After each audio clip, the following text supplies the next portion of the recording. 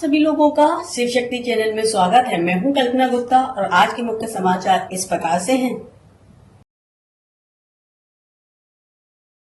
ખંભોળજ ચર્ચમાં હેપી ઈસ્ટરની ઉજવણી. પાસ્ખા જાગરણ 19 એપ્રિલ 2025 રાત્રે 10 વાગ્યે ખંભોળજ ચર્ચમાં મીણબત્તીને આશીર્વાદ. ચર્ચમાં પ્રવેશ. પુનરું સ્થાન પામેલ પ્રભુ ઈસુના માનમાં યશોગાન ભવ્ય ખ્રિસ્તયજ્ઞ સભા પુરોહિત રેવ. ફાધર ફ્રાન્સિસ રેક્સના કર કમળ હસ્તે અર્પણ કરવામાં આવ્યું. જૂના કરારમાંથી 5 શાસ્ત્ર પાઠનું વાંચન કરવામાં આવ્યું. નવા કરારમાંથી 2 વાંચન કરવામાં આવ્યું.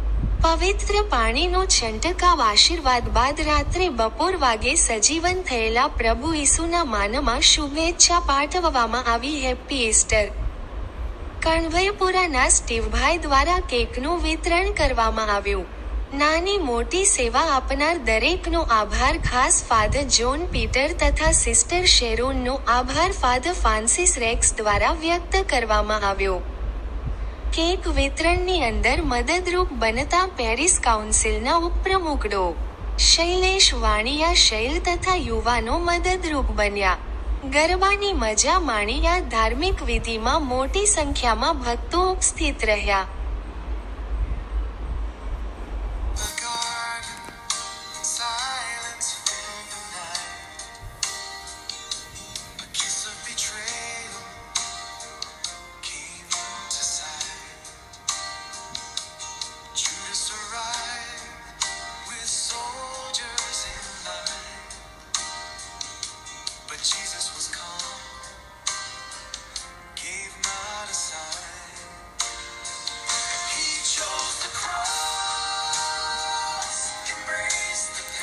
ચડવામાં આવે છે જેથી કરીને ઈસરા જે શ્રમ છે એ દેને કોઈ દે ના જાય. પણ રાત્રે સૈનિકો બધા ઘસઘસાટ ઊંઘે છે. પથ્થર ખસી ગયેલો જોવા મળે છે. એક ખાતરી છે, ઈસુ ખરેખર સજીવન પામ્યા એટલે કબર ખાલી છે.